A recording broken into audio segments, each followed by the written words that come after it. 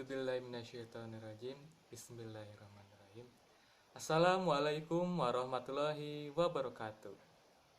Perkenalkan, nama saya Hudri Arya Adani Parisi dari kelas 1B Bimbingan dan Konseling Fakultas Ilmu Keguruan dan Ilmu Pendidikan. Nomor induk mahasiswa C2186201014. Saya akan menjelaskan tentang syirik modern. Yang pertama, saya akan menjelaskan tentang pengertian syirik modern.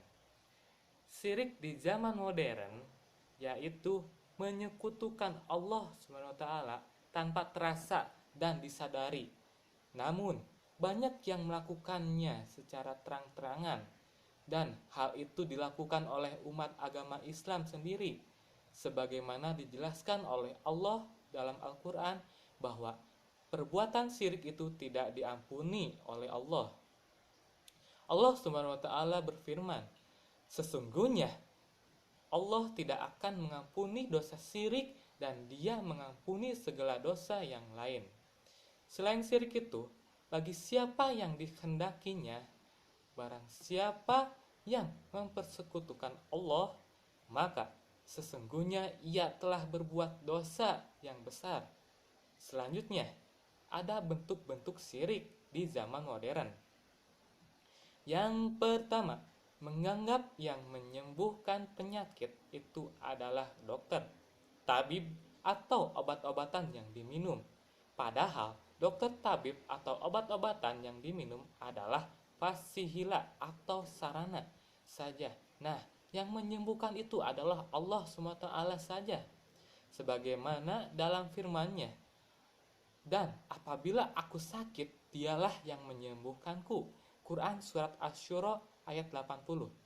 Selanjutnya, ada menganggap tubuh tetap sehat bugar karena pola makan yang seimbang atau olahraga yang teratur. Sedangkan pada hakikatnya yang memberikan kesehatan itu adalah Allah Subhanahu wa taala. Oke. Selanjutnya ada jabatan yang diperoleh karena kepintaran, kedekatan, atau kepiawaian yang dalam memanfaatkan bantuan orang lain. Padahal jabatan yang diperoleh itu atas kehendak Allah Subhanahu wa taala. Nah, jika kalau Allah tidak berkehendak, maka jabatan tips tersebut tidak akan diperoleh. Selanjutnya, panen yang melimpah karena keprofesionalnya dalam mengolah tanah pertanian. Padahal yang menumbuhkan tanaman itu atas karena Allah Subhanahu wa taala. Terus ada anak-anak yang pintar karena gizi yang diberikan memenuhi standar gizi yang ditentukan. Padahal Allah yang Maha Kuasa itu yang mencerdaskan seseorang. Selanjutnya, apabila kita bisa sampai ke tujuan tepat waktu karena kepintaran dalam menyetir kendaraan, sebenarnya jika Allah tidak berkehendak, maka sepintar-pintar apapun kita dalam menyetir tidak akan sampai ke tujuan. Selanjutnya, mempertuhankan undang-undang perbuatan manusia atau syirik undang-undang dengan mempersampingkan undang-undang Allah SWT. Selain yang telah disampaikan tadi, bentuk lain dari syirik modern yang sering kita temui antara lain seperti kesyirikan dalam ramalan, horoskop bintang, dan feng shui. Ramalan melalui perbintangan, ramalan model ini digandrungi oleh kaum remaja dan pemuda untuk meramal masa depan mereka, terutama soal karir dan pencintaan.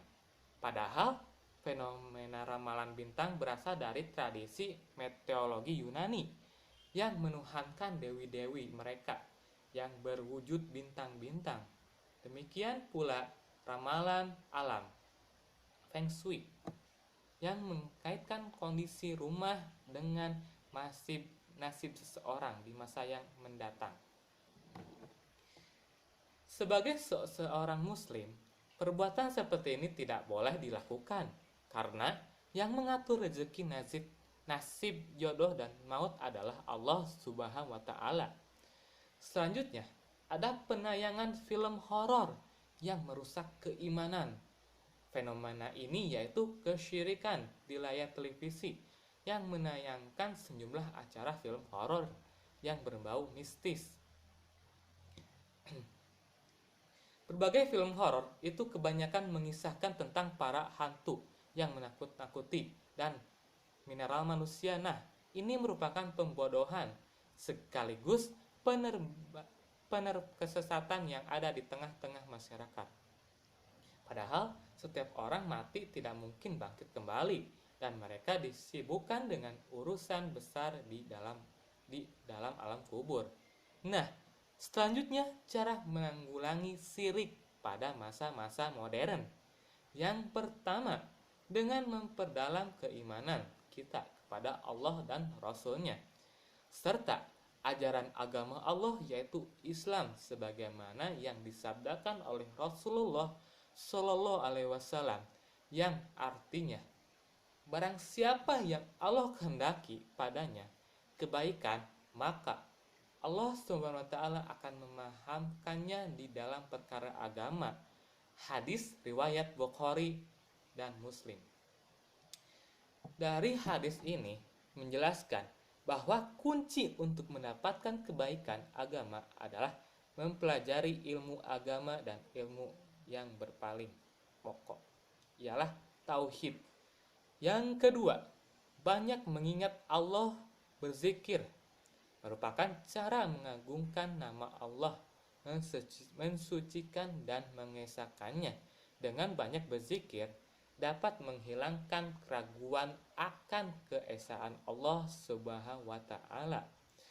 Bahkan memperkuat keyakinan dan keimanan serta membuat hati kita tenang. Allah Subhanahu wa taala telah berfirman dalam Al-Qur'an yang artinya, orang-orang yang beriman dan hati mereka menjadi tentram dengan berzikir atau mengingat Allah Subhanahu wa taala. Ingatlah, hanya dengan mengingat Allah hati menjadi tentram. Quran surat Ar-Ra'd ayat 28.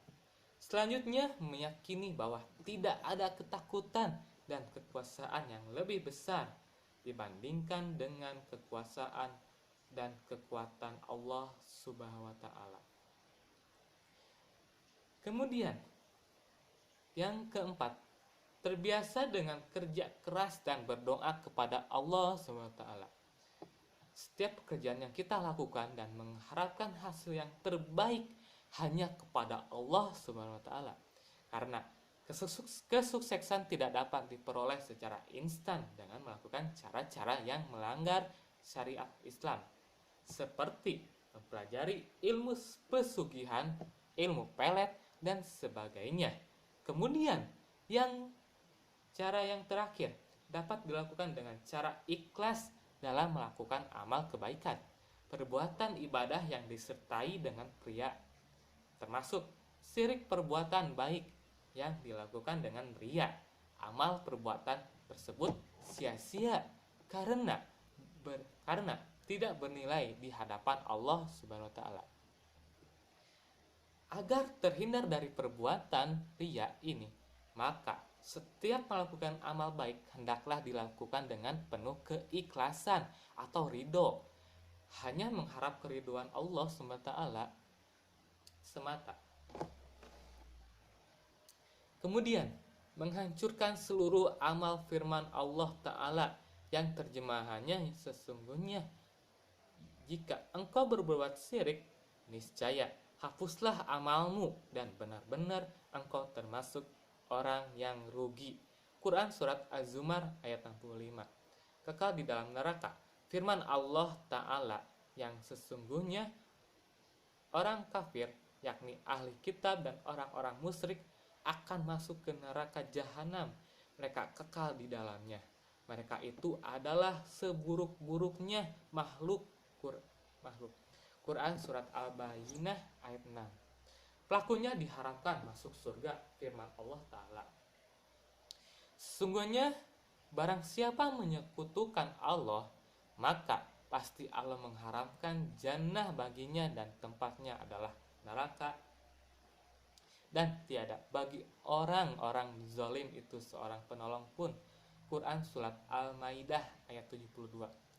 Perkara pertama yang diharamkan oleh Allah Subhanahu wa taala yang berfirman, "Katakanlah, Robku hanya mengharamkan perbuatan yang keji, baik yang nampak ataupun tersembunyi, dan perbuatan dosa melanggar hak manusia tanpa alasan yang benar, mengharamkan mempersekutukan Allah dengan sesuatu yang Allah tidak menurunkan hujah untuk itu, dan mengharamkan mengada-ngadakan terhadap Allah apa yang tidak kamu ketahui."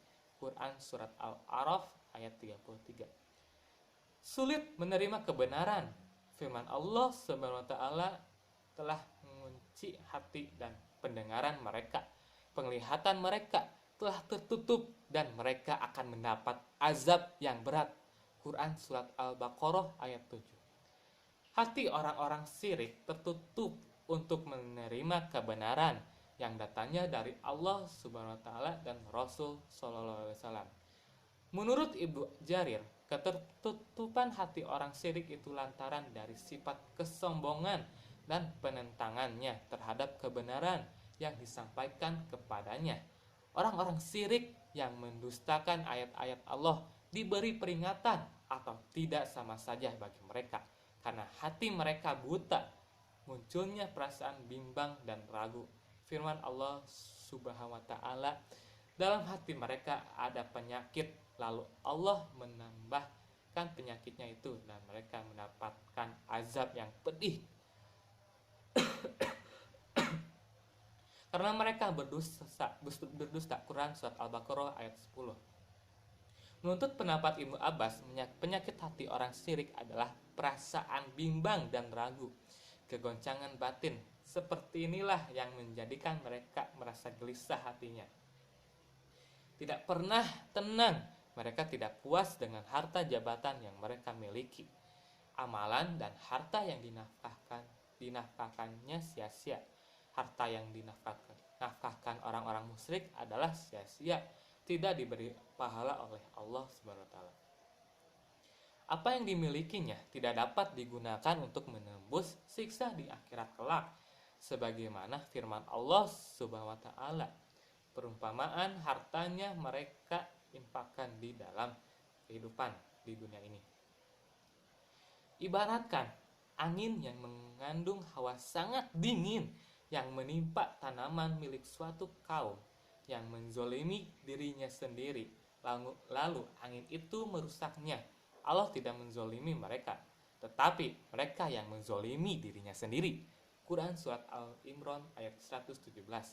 Hanya akan diperoleh kesenangan sementara, kesenangan hidup di dunia yang diperoleh orang-orang musyrik sifatnya sementara. Di akhirat kelak akan mendapat siksa yang pedih. Meskipun mereka hidup di dunia, mereka dalam keadaan miskin dan sengsara. Lebih-lebih jika mereka kaya, bagi mereka hal itu tetap merupakan keuntungan dan kesenangan bagi mereka. Menuruti hawa nafsunya, jika meninggal dalam keadaan syirik, maka tidak akan diampuni oleh Allah Subhanahu wa taala. Firman Allah taala, sesungguhnya Allah tidak akan mengampuni jika disekutukan, dan Dia akan mengampuni selain itu bagi siapa yang Dia kehendaki. Quran Surat An-Nisa ayat 48. Sekian, mohon maaf jika banyak kesalahan yang saya jelaskan tentang materi ini. Wassalamualaikum warahmatullahi wabarakatuh.